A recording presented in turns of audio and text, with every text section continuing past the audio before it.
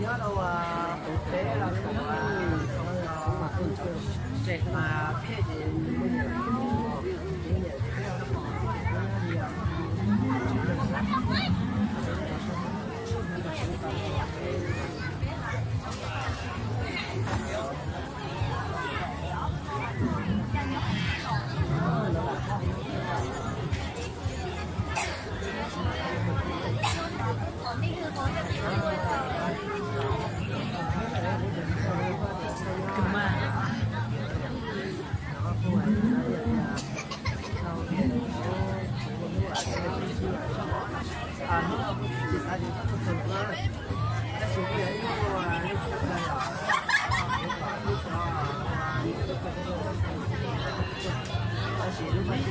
có lúa một nhiều bây giờ chờ gì có lúa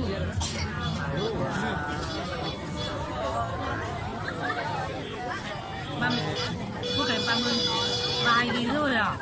thăm 32 kg nào? Đúng rồi. Cháu bỏ nhớ mẹ con có tay bây giờ mà thấy ít tiền mà để ít tiền thế cũng không bỏ nhớ 64 kg hả? 64 kg có tay mấy cú tôi hả? Khỏe rồi à? Khỏe. Trong Hồng Kông.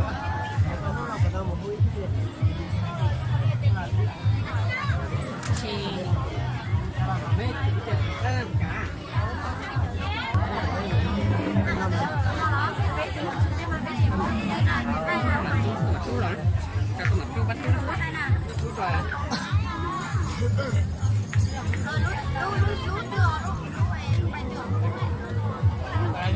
nước sạch.